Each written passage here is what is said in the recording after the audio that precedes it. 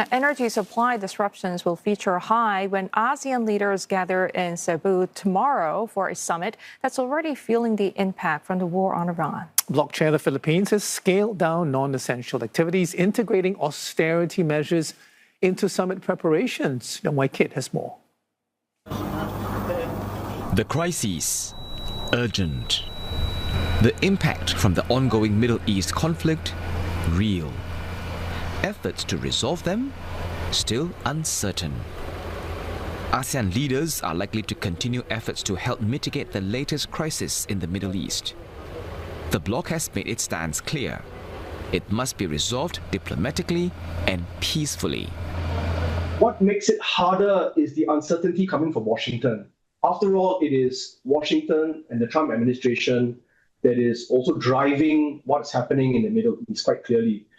And I think the concern is that US messaging is shifting on and off, blowing hot and cold. Markets are getting nervous because of this, and governments are becoming more cautious. What can be certain, though, is that ASEAN can take steps within its control to manage the impact on its member states. Dr. Graham says the region's governments are already doing their best to ensure everyday life isn't disrupted.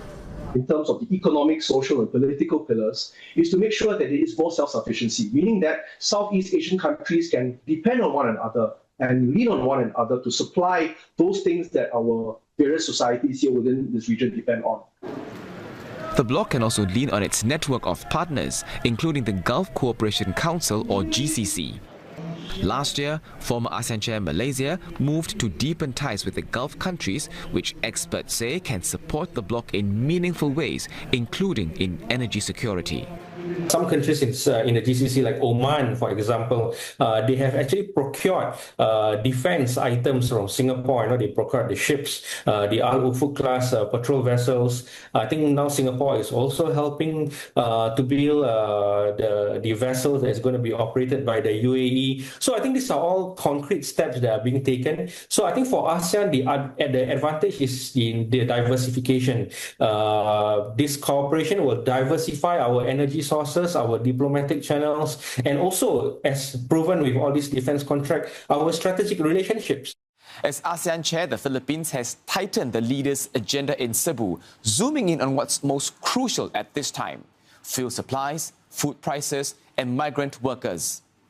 Experts say one outcome they're looking out for, on top of joint statements to show the bloc's unity, is what practical steps ASEAN plans to take to cushion economic shocks, protect maritime traffic, and manage escalation. Leong Kit, CNA.